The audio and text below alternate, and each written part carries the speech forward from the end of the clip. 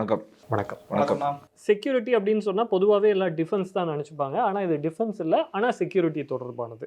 So இவர் யார் அப்படின்னு பார்த்தா, இவர் வந்து ஒரு இவாஞ்சலிஸ்ட். இவரோட பேர் வந்து ஃப்ராங்க்லின் கிரஹாம். இவாஞ்சலிஸ்ட்னா நேயர்களுக்கு புரியுற மாதிரி சார். இவாஞ்சலிஸ்ட் அப்படின்றவங்க யார் அப்படின்னு சொன்னால், மக்களை மதம் மாற்றக்கூடியவர்கள், அதுவும் கிறிஸ்தவ மதத்திற்கு மாற்றக்கூடியவர்கள். இவர் வந்து அந்த கேட்டகரியை சேர்ந்தவர்.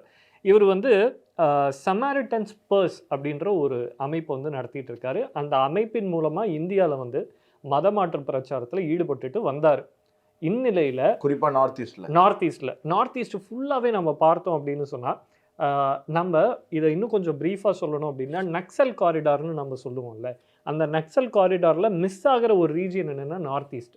ஏன்னா நார்த் ஈஸ்ட்லேயும் நக்சல் காரிடார் வலுவாக தான் இருக்குது. ஆனால் அது நக்சல்ன்ற போர்வையில் இல்லாமல் மிஷனரி போர்வைக்குள்ளே மறைஞ்சிருக்கு.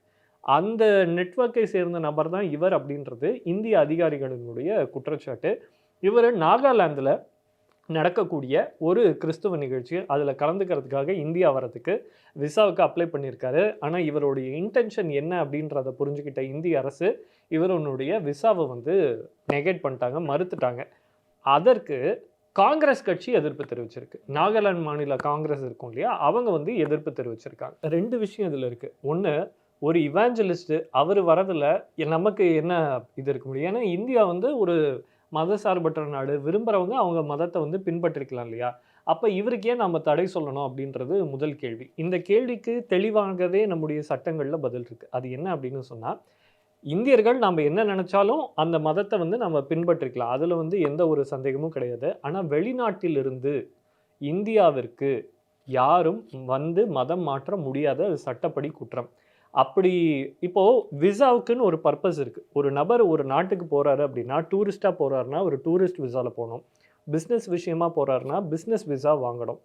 அப்படி இவர் இந்தியாவுக்கு மதம் மாற்ற வராருன்னா இவர் என்ன விசாவில் வருவார்? ஏன்னா அப்படி ஒரு கேட்டகரியே கிடையாது. எல்லாருமே என்ன சொல்லுவாங்க, மிஷனரி விசான்னு ஒன்று இருக்குது, அந்த மிஷனரி விசாவில் வந்தால் மதம் மாற்றலாம், ஏன்னா அவங்க மிஷனரி ஆக்டிவிட்டி தானே செய்கிறாங்கன்னு சொல்லுவாங்க.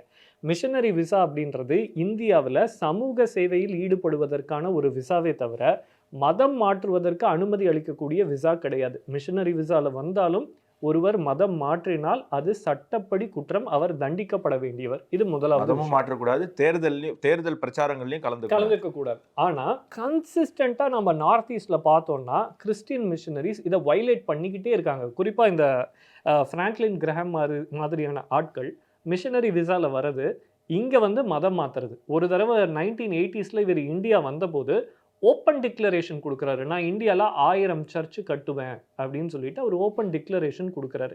ஆனால் அந்த சமயத்தில் இந்தியாவில் இருந்த எந்த ஒரு அரசும் இவர் மேலே நடவடிக்கை எடுத்ததாக நமக்கு தெரியல. குறிப்பாக இவருடைய ஃபேமிலி அப்படின்றது ஜவஹர்லால் நேரு, அந்த நேரு குடும்பத்திற்கு ரொம்பவுமே நெருக்கமானது அப்படின்னு சொல்லப்படுது. ஏன்னா இவருடைய ஃபாதர் நேருவை வந்து மீட் பண்ணியிருக்காரு. இவரும் காங்கிரஸ் கட்சிக்கு ரொம்பவுமே நெருக்கமானவர். 1950 70 வரைக்கும் ஆன காலகட்டத்தில் இவரோட தந்தை இந்தியாவுக்கு வந்து இதே வேலையை செஞ்சிருக்காரு.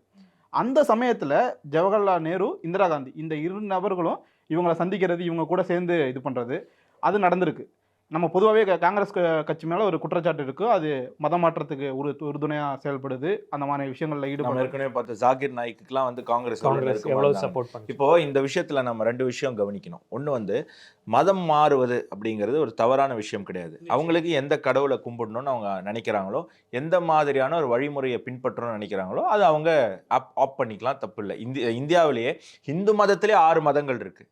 ஓகே, அது மாதிரி ஒரு கிறிஸ்துவ மதத்துக்கோ இஸ்லாம் மதத்துக்கோ போகிறது தவறு கிடையாது. ஆனால் இந்த மாதிரி மிஷனரிஸ் என்ன பண்ணுறாங்க அப்படின்னு பார்க்கணும். இவருடைய ப்ரைம் ஃபோக்கஸ் எங்கே? நார்த் ஈஸ்டில் இவருடைய ஹெட் குவார்ட்டர்ஸ் எங்கே? நாகாலாண்டினுடைய ஒஃபிஷியல் லாங்குவேஜ் என்ன தெரியுமா உங்களுக்கு? நாகாலாண்டினுடைய ஒஃபிஷியல் லாங்குவேஜ். இப்போ தமிழ்நாட்டோடைய ஒஃபிஷியல் லாங்குவேஜ் என்ன? தமிழ். கேரளாவுக்கு மலையாளம். நாகாலாண்டுக்கு என்னவா இருந்திருக்கணும்? அந்த நாகாலாண்டுக்குன்னு ஒரு மொழி இருந்திருக்கணும்ல. ஆனால் நாகாலாண்டினுடைய ஒஃபிஷியல் லாங்குவேஜ் இங்கிலீஷ். ஒரு மிஷனரி ஆக்டிவிட்டினால, அங்கே நடக்கக்கூடிய மதம் மாற்றத்தினால அந்த மாநிலத்தினுடைய அந்த மொழி பாதுகாவலர்கள், மொழி ஆதரவாளர்கள்லாம் அதை கவனிங்க. சும்மா வந்து மொழியை நான் வந்து தூக்கி பிடிக்கிறேன்னு சொல்லிட்டு இந்து மதத்தை எதிர்த்து பேசிகிட்டு இருக்காதீங்க. இந்து மதம் தான் மொழிக்கு பாதுகாப்பு. தமிழ்நாட்டில் இந்துக்கள் 70-75% இருக்கிறதுனால தான் இங்கே தமிழ் இன்னும் உயிரோடு இருக்குது அப்படிங்கிறது மறந்துடக்கூடாது. இந்த மாதிரி மிஷனரிஸு ஃபஸ்ட்டு பண்ணக்கூடிய விஷயம் என்னென்னா, அந்த நாட்டுக்கு போய் அந்த மாநிலத்துக்கு போய் அந்த மொழியை அழிப்பது தான். ஏன்னா அந்த மொழி தமிழ் படிச்சா தமிழனுடைய அந்த ஆழத்தை தெரியணும்னா எங்க போனோம்? திருவாசகம், தேவாரம், தேவாரம், திவ்ய பிரபந்தம், கந்த சஷ்டி கவசம், கந்த புராணம். கந்த புராணம், இப்படி வந்து சிவபுராணம், இப்படி போனோம். இப்படி போனாதான் தமிழோடைய ஆழம் தெரியும். அப்ப தமிழை அடிச்சுட்டா அப்பதான் இவங்களுடைய அந்த இடத்துல இங்கிலீஷ் மோகம் கொண்டு வந்துட்டா, ஆங்கில மோகம் கொண்டு வந்துட்டா, அப்பதான் இவங்களுடைய வேலை அங்க நடக்கும். தமிழை ஒருவன் பேசும் வரை, அவன் தமிழில் உரையாடும் வரை அவனால ஹிந்துவாக மட்டும்தான் இருக்க முடியும், அவனால சனாதனவாதியாக மட்டும்தான் இருக்க முடியும் அப்படிங்கிறது தான். ஸோ இதை அவங்க நாகாலாண்டில் சக்ஸஸாக பண்ணியிருக்காங்க. நாகாலாண்டில் ட்ரைபல் லாங்குவேஜஸ் அழிச்சு அங்கே இங்கிலீஷை அஃபிஷியல் லாங்குவேஜாக கொண்டு வந்து அங்கே ஒரு பெரிய மதமாற்ற சதி நடந்திருக்கு. ஸோ ஃபஸ்ட்டு ப்ராப்ளம், இந்த மாதிரி மிஷினரிஸ் வந்து மதம் மாற்றும் போது அதுதான். ஜீசஸை கும்பிட்றதுல தவறே கிடையாது. ஜீசஸ் என்ன சொல்கிறாரு? நல்ல கொள்கையை சொல்கிறாரா? ஏற்றுப்பேன், அதுபடி நடப்பேன், நான் யாருக்கும் துரோகம் பண்ணாமல் நடப்பேன், பிரச்சனையே கிடையாது, நான் வந்து போய் ப்ரே பண்ணணும், மாஸ் பண்ணணும், தாராளமாக பண்ணலாம். இவர் மிக மோசமாக இந்து தெய்வங்களை பற்றி விமர்சனம் செஞ்சிருக்காரு. நாகாலாந்து அது மட்டும் இல்லாமல் தென்பகுதியான ஆந்திரா வரைக்கும் இவரோட இதாக இருக்கு. ஆந்திராவில் நம்ம பார்த்தோமே, ஆந்திராவில் தான் தென்னிந்தியாவில் அதிகமான கிறிஸ்டியன் ரிலீஜியஸ் இவாஞ்சலிஸ்ட் கன்வர்ஷன்ஸ் நடக்குது அப்படிங்கிறது நான் பார்க்குறேன். ரெண்டாவது, இதில் இன்னொன்று சொன்னீங்க, நேரு குடும்பத்தோட ரொம்ப நெருக்கமாக இருந்தாருன்ட்டு. நேரு குடும்பம் எந்த அளவுக்கு ஒரு இரட்டை வேடம் போடக்கூடிய ஒரு குடும்பம் அப்படிங்கிறத நீங்கள் பாருங்களேன். சோம்நாத் கோவிலை வந்து பல முறை இஸ்லாமிய ஆக்கிரமிப்பாளர்கள் வந்து தரமட்டமாக்கியிருக்காங்க. ஒவ்வொரு முறையும் இந்துக்கள் மீண்டும் மீண்டும் கட்டியிருக்காங்க. ராமர் கோவில் மாதிரி ராமர் கோவிலை பல முறை இடிச்சிருக்காங்க. ஒவ்வொரு முறையும் இந்துக்கள் அதை வந்து திருப்பி கட்டியிருக்காங்க. 500 வருஷத்துக்கு முன்னாடி திருப்பி இடிக்கப்பட்டது, திருப்பி இப்போ சட்ட ரீதியாக அது திருப்பி கட்டியிருக்காங்க. அப்படி சோம்நாத் கோவிலை எல்லாம் சொல்லுவாங்க, கஜனி முகமது வந்து முயற்சிக்கு அவர் தான் மிகப்பெரிய உதாரணம். 15 முறையா 18 முறையா 17 முறை வந்து அவர் தோத்து போனார். 18வது முறை தான் ஜெயிச்சாரு. அது வந்து முயற்சி திருவினையாக்கும்ங்கிறதுக்கு அவர் தான் உதாரணம். டுபாக்கூர்களா ஒவ்வொரு முறையும் அவன் வந்து தோத்துட்டு போனாலும் கொள்ளையடிச்சிட்டு போயிருக்கான். 16 முறை 17 முறை அவன் இங்க வந்து இந்து ராஜா கிட்ட அடி வாங்கி சோமநாத் கோவில்ல சூறையாடி கோவிலில் இருக்கக்கூடிய தங்கம், வைரம், வைடூரியத்தெல்லாம் திருடிட்டு போயிருக்கான். திருப்பி அங்கே இருக்கிற இந்துக்கள் அந்த கோவிலை மீட்கிறாங்க. இப்படி தொடர்ந்து அங்கே நடந்துட்டு இருந்தது. கடைசியில் எப்படி ராமர் கோவில் பல 100 ஆண்டுகள் கட்டப்படாமல் இருந்ததோ அதே மாதிரி சோம்நாத் கோவிலும் குஜராத்தில் பல 100 ஆண்டுகள் கட்டப்படாமல் இருந்து சுதந்திரத்துக்கு பிறகு அந்த கோவில் வந்து அங்கே இருக்கக்கூடிய ஹிந்து பக்தர்களுடைய பணத்தால், அரசு பணம் கிடையாது. ராமர் கோவில் அரசு பணத்தில் கட்டல. இது பார்த்துட்டு இருக்கக்கூடிய சில பேர் கீழே வந்து கமெண்ட் பண்ணுவீங்க, மோடி என்ன பண்ணாரு, அவர் வந்து அரசு பணத்தை எடுத்து ராமர் கோவிலை கட்டினார். ராமர் கோவிலுக்கு ராமர் மீது நம்பிக்கை இருக்கக்கூடியவங்க கொடுத்த டொனேஷன்ல கட்டினது, அரசு பணம் 1 ரூபா கூட எடுக்கல. சோம்நாத் கோவில் அதே மாதிரி தான். அப்படி கட்டின சோம்நாத் கோவில் திறப்பு விழாவிற்கு அன்னைக்கு இருந்த ஜனாதிபதியையும் அன்னைக்கு இருந்த உள்துறை அமைச்சரையும் அன்னைக்கு இருந்த பிரைம் மினிஸ்டரையும் அவங்க அழைக்கிறாங்க. நேரு, நான் வரமாட்டேன், நான் ஒரு செக்குலர், நான் வந்து இந்த மாதிரி திறப்பு விழாக்கெல்லாம் வரமாட்டேன். அவர் வராது மட்டும் இல்ல, சர்தார் பட்டேலையும் ஜனாதிபதியும் போகக்கூடாது அப்படின்னு சொல்றாரு. ஆனா அவங்க 2 பேரும் மறுத்து நாங்க போவோம் அப்படின்னு வர்றாரு. அப்படி இருந்த நேரு சோமநாத் கோவிலுக்கு வரமாட்டேன்னு சொன்ன நேரு இவர் அப்பாவோடைய மதமாற்ற நிகழ்ச்சிக்கு போனாரா இல்லையா அப்படிங்கிறது தான் கேள்வி. அப்படி போனா அது எவ்வளவு பெரிய ஒரு இரட்டை வேடம் அது எக்ஸ்போஸ் ஆகுது அப்படிங்கிறத நம்ம பார்க்கணும். ஸோ மதமாற்றம் தவறில்லை, மனம் மாறுவது தான் தவறு. நீங்க இயேசுவை கும்பிடுறதுல தவறில்லை, தமிழை விட்டு கொடுப்பதில் தான் தவறு. இன்னொரு விஷயம், முக்கியமான விஷயம் இருக்கு. நீங்க சொல்லும்போது சொன்னீங்க கலாச்சாரம் அழியுது அப்படின்னு. கலாச்சாரத்தை இவர்கள் ஏன் அழிக்கிறாங்க அப்படின்ற அடுத்த முக்கியமான விஷயம் வருது.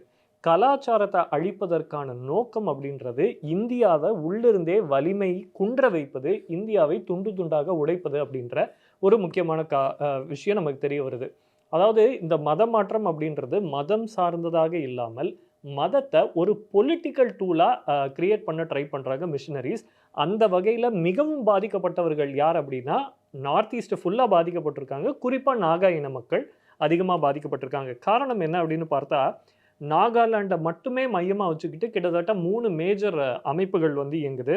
அடுத்தது நாகாலாண்டு மட்டுமா அப்படின்னு பார்த்தா இல்லை, மிசோரமில் இதே மாதிரி ஒரு அமைப்பு இருக்குது, மிசோ நேஷனல் ஃப்ரண்ட் அப்படின்ட்டு. இந்த அமைப்புக்கெல்லாம் யார் சப்போர்ட் பண்ணுறா அப்படின்னு பார்த்தா அமெரிக்கன் பேப்டிஸ்ட் ஆர்கனைசேஷன் அப்படின்னு சொல்கிறாங்க.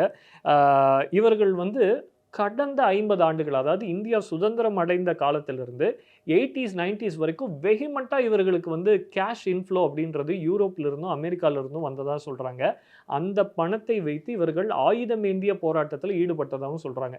பொதுவாக நம்ம பார்க்கும்போது இந்த நார்த் ஈஸ்டில் வந்து வளர்ச்சி இல்லை அப்படின்றதே பலருக்கு தெரியாது. மீறி கேள்வி கேட்டால் என்ன சொல்லுவாங்கன்னா, வளர்ச்சி கொண்டு வந்துட்டு அங்கே இயற்கை வளம் பாதிக்கப்படும் அப்படின்னு சொல்லுவாங்க. ஆனால் உண்மையில் நடந்தது என்ன அப்படின்னா, மத்திய அரசு அங்கே நடக்கக்கூடிய எந்த ஒரு இல்லீகல் ஆக்டிவிட்டீஸையும் கர்ப் பண்ணலை. மிஷனரிஸால் பாதிக்கப்படக்கூடிய மக்களை காப்பாற்றவும் எந்த ஒரு நடவடிக்கையும் எடுக்கலை. அதனால தான் நார்த் ஈஸ்டோட கலாச்சாரமும் மாறி இருக்கு. தேச பிரிவினைக்கான கோஷமும் அங்கே எழுந்திருக்கு. இப்போ மிசோரம் பார்த்தோம், திரிபுராவில் இதே மாதிரி ஒரு அமைப்பு இருக்குது. கடைசியாக மணிப்பூரில் என்ன நடந்தது அப்படின்னு நம்ம பார்த்தோம். மெய்தி மக்கள் மணிப்பூரினுடைய பூர்வ குடிகள், அவர்களும் வனவாசி மக்கள் தான். ஆனா வந்து வந்தவங்க குக்கி வந்தவங்க அவங்க, அதாவது அவர்களுடைய உரிமையை பறிக்கிறேன்னு எங்கேயுமே யாரும் சொல்ல. ஆனால் மெய்தி மக்களுக்கும் சம உரிமை வழங்கப்படும், அவர்களை வந்து வனவாசி மக்களாக அங்கீகரித்து சம உரிமை வழங்கப்படும்னு சொன்ன அந்த ஒரு வார்த்தையை ஏற்றுக்காம ஒரு பெரிய கலவரமே பின்னாடி வெடிச்சிருக்கு. அப்புறம் சமூக வலைதளங்களில் பார்த்தோம், நமக்கு நிறைய இந்த பிரச்சார வீடியோக்கள் வந்தது. ஃபாரின்லேருந்து பாஸ்டர்ஸ் வந்து ப்ரீச் பண்ணுறாங்க, இந்த மாதிரி நம்ம இந்த இந்தியாவுக்கு எதிராக செயல்படணும் அப்படின்ற வீடியோஸ் வந்து சமூக வலைதளங்களில் பிரபலமாக வந்துச்சு. ஸோ மொத்தமாக பார்த்தோம் அப்படின்னு சொன்னால், இது மதம் சார்ந்த விஷயம் கிடையாது. மாறா மதத்தை பொலிட்டிக்கல் டூலாக பயன்படுத்தி இந்தியாவில் நாச வேலையை செய்வதற்கான மத மாற்றமே கிடையாது. இவங்க நோக்கம் போதைப் பொருள் கடத்தலும் இருக்கு, ஆயுத விற்பனை, போதைப் பொருள் விற்பனை. இந்த மாதிரி இந்தியாவில் இதுக்கு ஒரு கேட்வேவா இதை வந்து வச்சுக்கணும், அந்த நார்த் ஈஸ்ட்டை வச்சுக்கணும். இப்போ நார்த் ஈஸ்ட்ல வந்து பார்டர் போட முயற்சி பண்றாங்க. இந்தியா வந்து ஒரு செக்யூரிட்டி பார்டர், இதெல்லாம் இவங்களுக்கு ஆபத்தாக முடியுது. அதனால இதை எதிர்க்கிறாங்க.